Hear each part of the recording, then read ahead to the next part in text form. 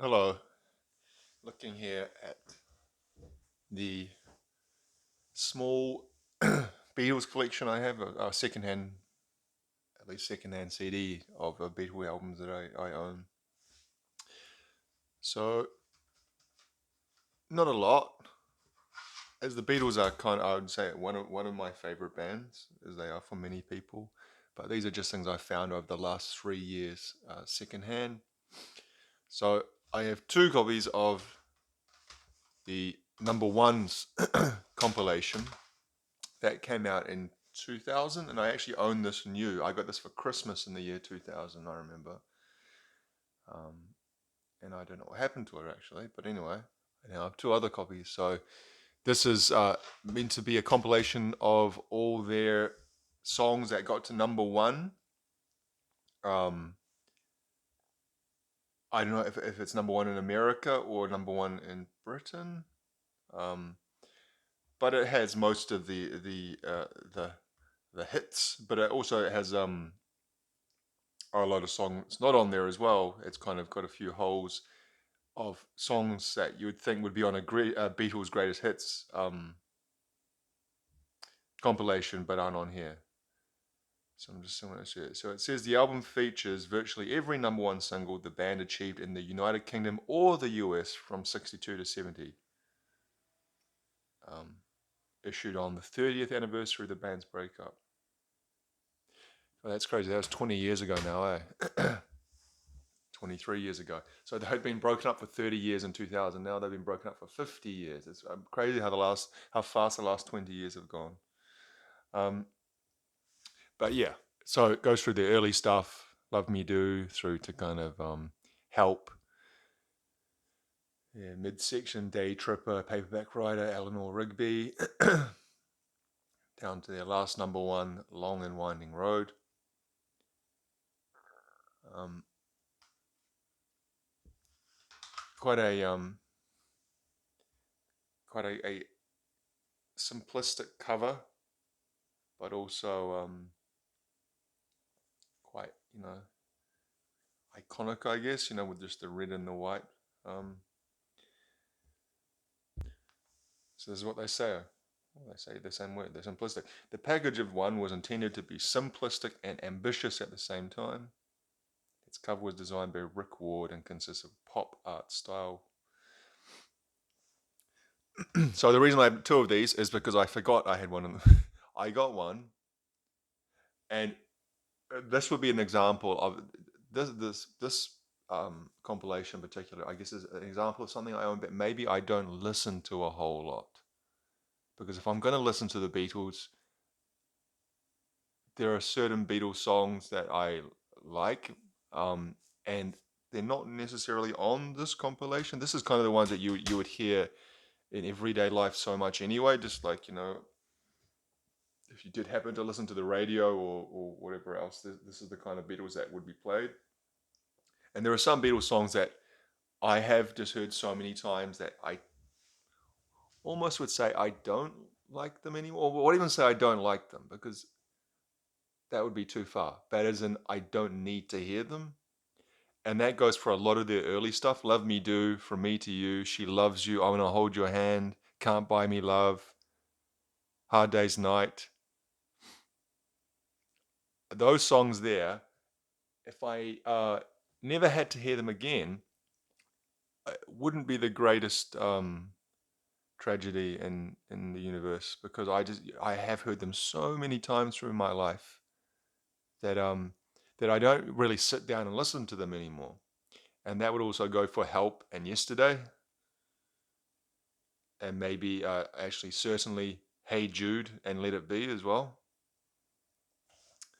But anyway, yeah, so I bought one of these probably maybe 3 years ago for $1, and then quite recently, maybe about 6 months ago, I found another one, and I forgot that I already had the other one. So I picked it up and I got home and I put it in the shelf, and I was like, oh, there's one there. So there's George Martin writes a little forward. Got some of the original artwork from their singles from around the world. Um, Goes through all through the years, and then some very brief liner notes of the engineers of different tracks. There you have the boys. So yeah, two of those. They're in pretty equal. So that's sometimes what happens with these is that the booklet for this is quite thick. It's quite a chunky booklet. I would say it's almost. I would say this is probably at its maximum. Anything thicker than this wouldn't be able to get in, and this is on the verge of not being able to get in. So you can see over the years, it's kind of been tearing at the corner of the paper, and also down on the other ends because it's actually quite hard to get under those little plastic whatever you calls that keep them safe. See, that's really Just saying. Yeah, see, it's done the same thing on this one. I don't really care about that kind of stuff, but it's just thought I'd mention it. What else do I have? I have Sgt Pepper's. I can't remember exactly how much I paid for this. I do remember it was from a secondhand shop, an op shop, not from a secondhand music shop. So it would have been a maximum of $2. And even though I have a few Beatles albums from secondhand, they're not the kind of thing that you find often secondhand. So I was pretty happy to find this because I don't own this. I've never owned this album. Um, so I go through periods of listening to the Beatles and of liking the Beatles. Like I said, that would be in my list of favorite bands. But I go for periods where I don't listen to them a lot. But then I'll go through periods where I just listen to nothing but them for like a couple of weeks. And there was one particular period in my life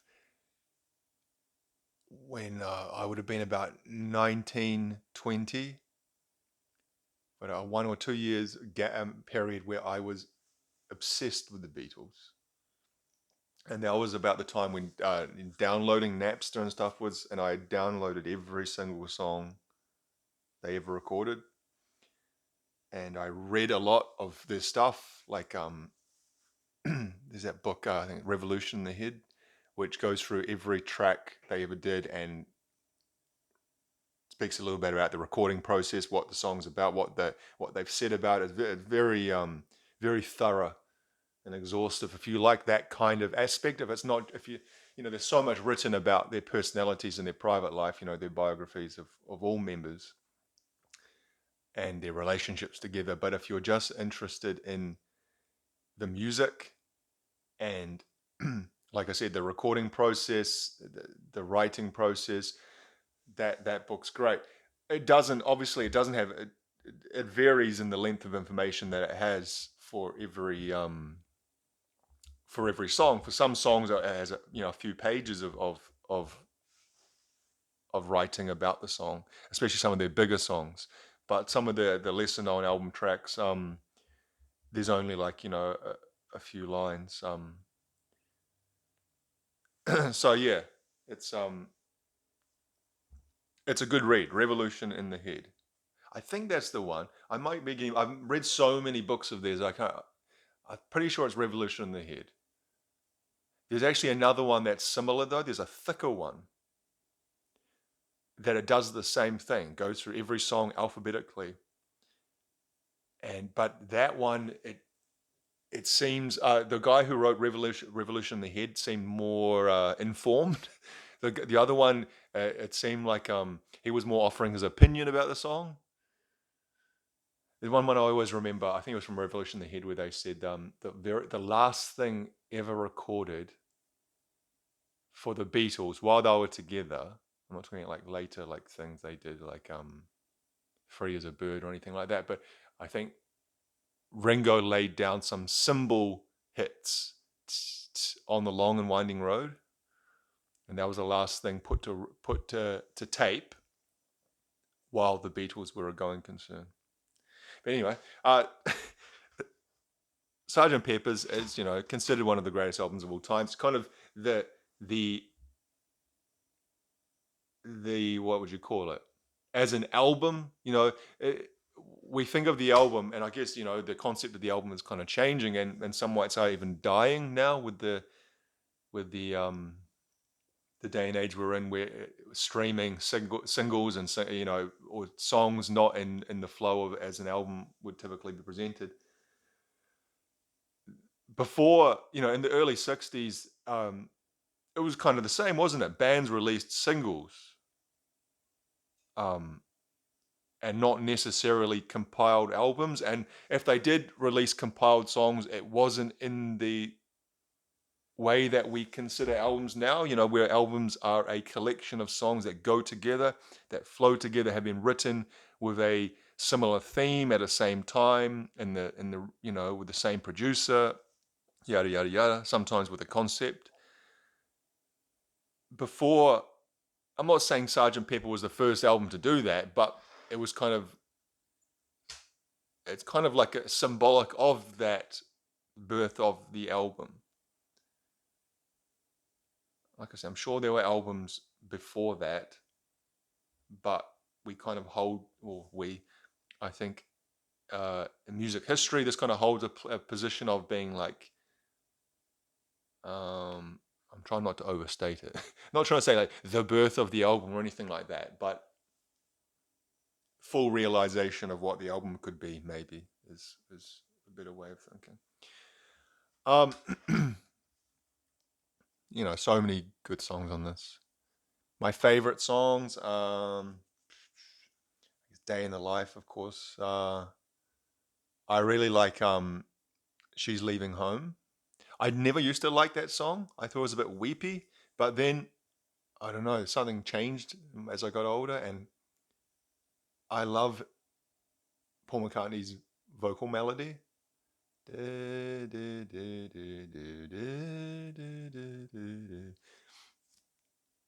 And the strings they add to it as well. Uh, being for the benefit of Mr. Kite, I liked that song when I was young. I remember the Beatles anthology documentaries that came out in the mid '90s when they kind of compiled all that stuff together, and then they released, what was it, Free as a Bird, and what was the other one? Don't Let Me Down. Can't actually remember. There was another one they did as well. They did with, I think, with Jeff Lynne. They produced them, kind of, and they took the tracks they had of John, that he did before he died, and they put together kind of a new Beatles song. But anyway, that when that anthology was first played on TV, they showed it on TV. It was kind of like a big event. I remember this was when like terrestrial TV was still the main mode of entertainment in people's homes. When did the anthology must have been '95, I'd say. But they went through their career, and that was kind of the first time I heard a lot of their songs, because again, growing up as a little kid, you hear all the kind of ones you hear on number one on the radio, or your parents would play them or something like that, or the watching anthology was kind of the first time that I heard or saw some of their lesser known songs, and I remember first time hearing that song, "The Benefit of Mr. Kite," I was like, shit. I'm not shit, but like as a kind of a teenager, I thought that was an awesome song. Just the sound of it was like so different. Um, Next one, oh, not the next one, but the other song was like, oh, Lucy in the Sky Diamonds. Yeah, I don't know. It's hard to pick. They're all great songs. Anyway, this is quite old looking. This looks like it would have been from the original CD issuing. When they first issued Beatles albums on CD, which I assume was in the 1980s. Looks like it's from that era. This is made in Holland. I'm trying to see if I can find a date. Oh, 87. There we go. 87. So 20 years. Maybe it's a 20-year anniversary of the recording of the album. So yeah, that's a pretty old CD then, isn't it? It's 36 years old, but it's in pretty good condition. The case is, it looks a little bit just kind of faded, I guess, but in other ways it's fine. It plays fine. Got a little bit of dust on the side there. I doubt there's much inside this booklet. Actually, it's a single leaf. You just got the numbered things of the different people in the Sgt Pepper's cover. Next, Magical Mystery Tour. You can see I got this for $1 last year, 8th to the 8th, 22. I haven't peeled this off because this is a goddamn paper card case. And you know how I feel about those. Now I think this is missing. Well, I can't be certain what was in this originally, but I'm pretty sure it's missing the booklet because there's a pocket there that's empty. There they are. The CD slips in here. Now that's on Capital. I've just noticed. What's up with that? Was Magical Mystery Tour released on Capital? Maybe it was just because it was made as a film. You know, all their other stuff was. Or was it all? Yeah, actually, I don't know. Magical Mystery Tour. And so this has got Magical Mystery Tour, Fall on the Hill, Flying, Blue Jay Walking, Your Mother Should Know I Am the Walrus. And then it has these other selections, some kind of their other, famous songs. Hello, Goodbye, Strawberry Fields, Penny Lane, All You Need Is Love. And there's a Magical Mystery Tour mini documentary, insert into computer to view. Well, you'd have a tough time doing it nowadays because very few computers still have CD drives, do they? So I'm sure you can still. I think you can buy them externally as kind of like a plug and play type thing, or they might still sell them with them. I don't actually know. Okay, here it says it was released on Parlophone in the UK and on Capital in the US and Canada. Okay, so they had different labels for different countries. I didn't know that. But yeah, this I don't know when this was re-released. 2009. Okay, 2009. So that looks like it's some sort of kind of subsequent thing. I don't know why they put the extra tracks on there. What was the deal with that? Okay, no, it says when they released the film soundtrack, it had those first six, and then on the side two, it had the singles of 1967. Okay, that's interesting. Anyway, $1 for that, pretty good, eh? Just wish it wasn't in this stupid cardboard cover. And then finally, Beatles double album or greatest hits double CD. So many people. I don't know where these were released. I guess these were released around the world, but I just know growing up, so many people's parents had these in their homes. There was the red one and the blue one. The red one is their earlier works. The blue one is their later works. And this was a bit more expensive. This was at a secondhand shop, not a secondhand music shop, but it was $4. But for a double CD, especially this double CD, I'm willing to pay $4. Stupidly, they had the red one there as well for $4, but I can't. Sometimes when I'm shopping for CDs, I have to be in the mood to buy things. So I've said before, I've seen things. I was just saying the other day. Once I saw it. So my Guns N' Roses collection, I have most of the albums. I don't have Appetite for Destruction, and I've seen Appetite for Destruction twice, and I know I need it, but both times I just wasn't. I was just like, can't be bothered. And in that Billy Joel video I did, I talked about how I need River of Dreams, and I saw River of Dreams for sale for $2 in a shop, and I just didn't buy it. It'll be a certain mood that I'm in where I just cannot, I can't even explain it really. It's not as though I don't have the money, because we're only talking very small amounts of money. I don't even know what I was thinking at the time, especially this one. This one really annoys me. Because the Appetite for Destruction and River of Dreams, I'll see those again one day. It might take a while, might even take a couple of years, but one day I'll see. I think it's pretty rare to see these. I've never seen them again. And if the Beatles are the kind of thing that if once they put them out in a shop, they will go like that. People, they're the most famous band in history. They're the kind of thing that people will just pick up just because it's the Beatles and they'll buy it. They're not the kind of thing they're going to sit there for a long time.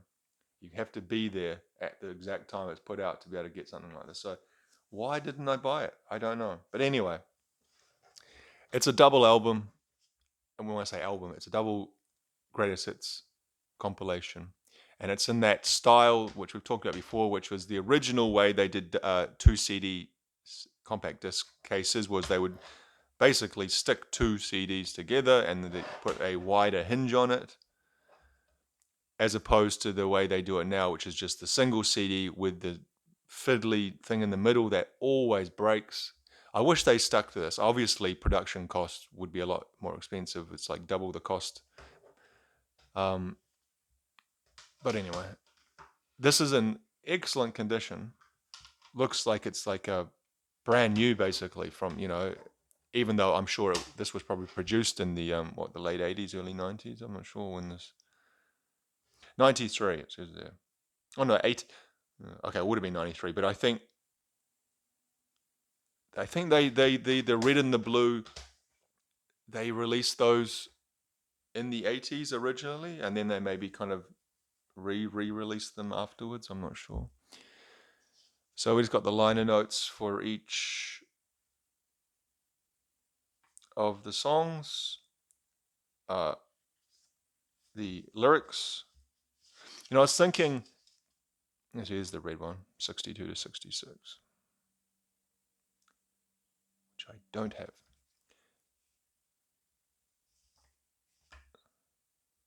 It's quite a cool idea that they did that, to go back to the exact same place and take the same photo of different age.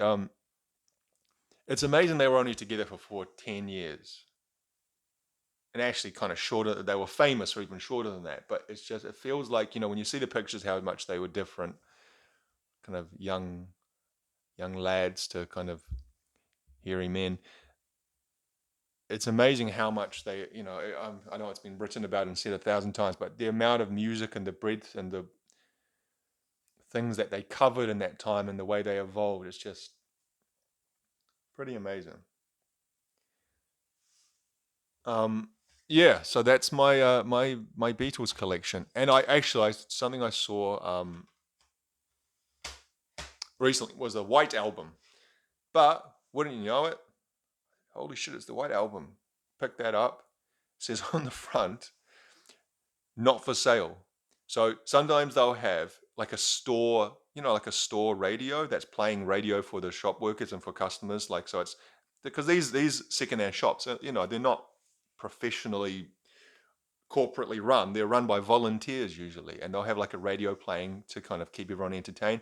And often they'll have the CDs for sale next to the radio or the stereo.